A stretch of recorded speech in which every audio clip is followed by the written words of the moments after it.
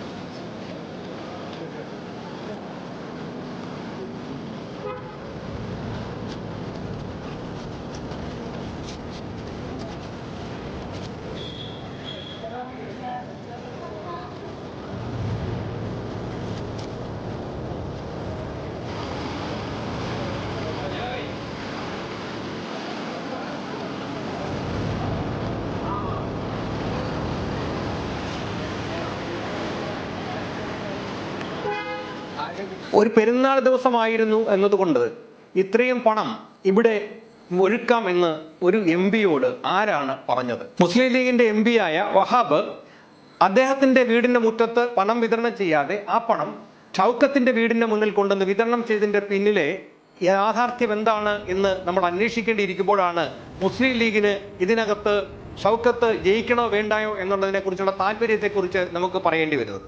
അതായത് ഷൗക്കത്ത് പരാജയപ്പെടണോ വിജയിക്കണോ എന്നുള്ളത് വളരെയധികം ചർച്ച ചെയ്യപ്പെട്ട വിഷയമാണ്. പലരും അദ്ദേഹത്തിന്റെ പരാജയം ആഗ്രഹിക്കുന്നവർ പലരും ആ UDF-ൽ തന്നെ ഉണ്ടായിരുന്നു എന്നുള്ളത് നമുക്ക് വ്യക്തമാണ്. നിലമ്പൂർ എന്ന് പറയുന്ന മണ്ഡലം തീർച്ചയായിട്ടും മുസ്ലിം ലീഗിന് വളരെയധികം പ്രാതിനിധ്യമുള്ള ഒരു മണ്ഡലമായിരുന്നെങ്കിലും പ്രവർത്തന രംഗത്തൊന്നും സജീവമായി മുസ്ലിം ലീഗ് പ്രവർത്തകരെ കണ്ടില്ല. രണ്ടാമത് പറയുന്ന കാര്യം, എന്തുകൊണ്ടാണ് ഷൗക്കത്തിന്റെ വീടിന്റെ മുന്നിൽ വഹാബ് ഈ പണം വിതരണം ചെയ്തത്? ഒരു പ്രോട്ടോകോൾ നിലനിൽക്കുമ്പോൾ, വോട്ടിനെ സംബന്ധിച്ച് ഒരു പ്രോട്ടോകോൾ നിലനിൽക്കുന്ന സമയത്ത് അങ്ങനെ ആ വിറ്റത് തന്നെ ഒരു പണം വിതരണം ചെയ്യുമ്പോൾ ഉണ്ടാക്കുന്ന ഭവിഷ്യത്തുകളെ കുറിച്ച് അദ്ദേഹത്തിന് അറിയാൻ പാടില്ലാഞ്ഞിട്ടാണോ അതോ മനഃപൂർവ്വമായിരുന്നോ എന്ന് ചിന്തിക്കേണ്ടിയിരിക്കുന്നു. മുസ്ലിം ലീഗിനെ സംബന്ധിച്ചിടത്തോളം VD സതീശൻ എന്ന് പറയുന്ന ഒരാളിനെ സംബന്ധിച്ച് അദ്ദേഹത്തോട് വലിയ താല്പര്യം പ്രകടിപ്പിക്കുന്നില്ല. കാരണം VD സതീശൻ NSSനോടോ അല്ലെങ്കിൽ ഏതെങ്കിലും മത അധ്യക്ഷന്മാരോടോ കൂറു പുലർത്തുകയോ അവരുമായി വലിയ ചങ്ങാത്തം പുലർത്തുകയോ ചെയ്യുന്ന ആളല്ല എന്നുള്ളത് കൃത്യമായിട്ട് അറിയാവുന്നതാണ്. നേരത്തെ അദ്ദേഹത്തിന് മന്ത്രിയാകാനുള്ള അവസരം ഉണ്ടായിരുന്നു. എന്നാൽ NSSന് താല്പര്യമില്ലാത്തത് കൊണ്ടാണ് അദ്ദേഹത്തിന് മന്ത്രിസ്ഥാനം നഷ്ടപ്പെട്ടതും അത് മറ്റൊരു ആളിലേക്ക് പോവുകയും ചെയ്തത്. അതേപോലെ തന്നെ അദ്ദേഹം അങ്ങനെ ഒരു മതത്തിനോ ഒന്നും ചാഞ്ഞു കൊടുക്കുന്ന ആളല്ല എന്നതുകൊണ്ട് തന്നെ മുസ്ലിം ലീഗിന് അദ്ദേഹവുമായി മുന്നോട്ട് പോകാൻ വളരെയധികം ബുദ്ധിമുട്ടുണ്ട്. അപ്പം ഈ അവസരത്തിൽ ആണ് ഷൗക്കത്തിനെ ഇവിടെ സ്ഥാനാർത്ഥിയാക്കാനായി ഉള്ള ശ്രമത്തെ മുസ്ലിം ലീഗ് ശക്തമായി എതിർത്തിരുന്നു.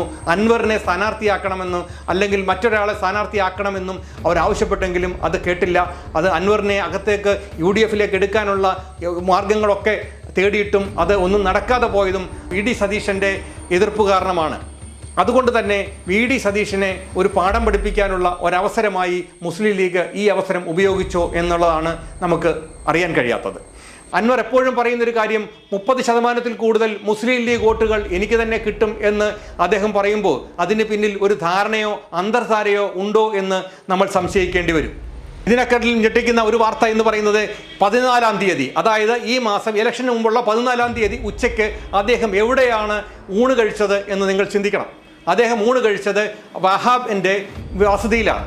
വഹാബിൻ്റെ വസതിയിൽ അദ്ദേഹത്തിന് ഈ ഇലക്ഷൻ ടൈമിൽ എന്തിനാണ് ഒരു സദ്യ ഒരുക്കിയത്? ഇലക്ഷൻ്റെ ദിവസങ്ങൾക്ക് ശേഷം ധാരാളം സമയം അവർക്കുണ്ടായിട്ടും വഹാബിൻ്റെ വസതിയിൽ 14-ാം തീയതി ഊണൊരുക്കിയിരുന്നു. അദ്ദേഹത്തിൻ്റെ വസതിയിൽ ഉച്ചയ്ക്ക് ഊണ് കഴിക്കാനായി അദ്ദേഹം എത്തുകയും അവിടെ അവരൊന്നിച്ച് ഊണ് കഴിക്കുകയും ചെയ്തു. ഒരു തെരഞ്ഞെടുപ്പിൽ UDF-ന്റെ ഭാഗമായി നിൽക്കുന്ന വഹാബ് എന്ന് പറയുന്ന MP എന്തുകൊണ്ടാണ് അങ്ങനെ ഒരു സദ്യ, അങ്ങനെ ഒരു വിരുന്ന് അദ്ദേഹത്തിന് നൽകിയത് എന്ന് ചിന്തിക്കേണ്ടിയിരിക്കുന്നു.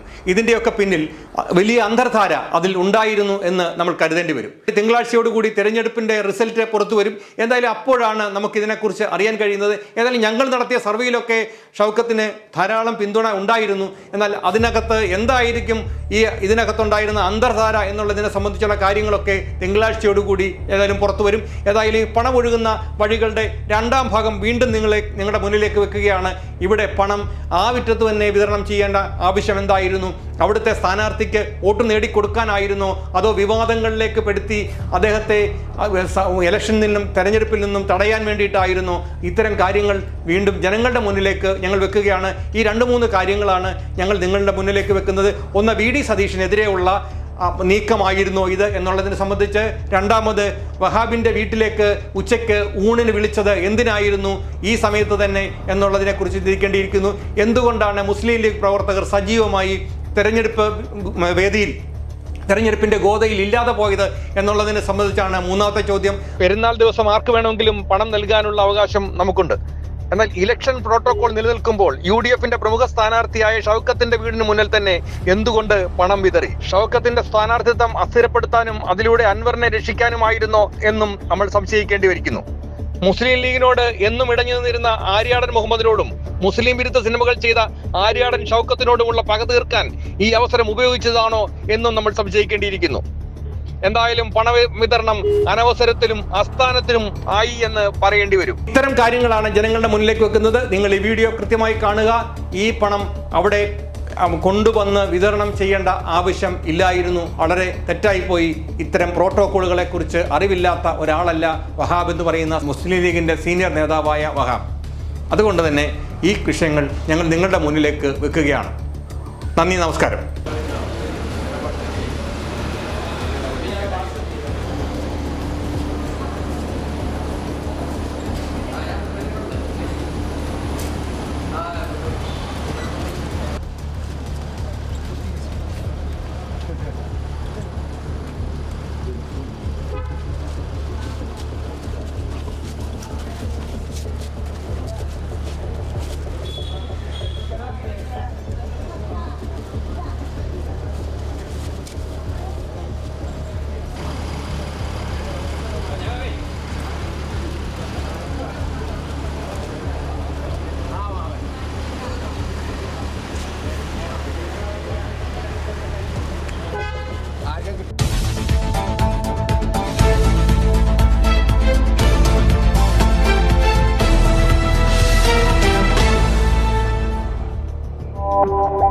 വാർത്തകളും വിശേഷങ്ങളും നിങ്ങൾക്ക് ലഭിക്കാൻ കേരളീയം ന്യൂസ് സബ്സ്ക്രൈബ് ചെയ്യുക. കൂടെ ബെൽ ബട്ടണും അമർത്തുക.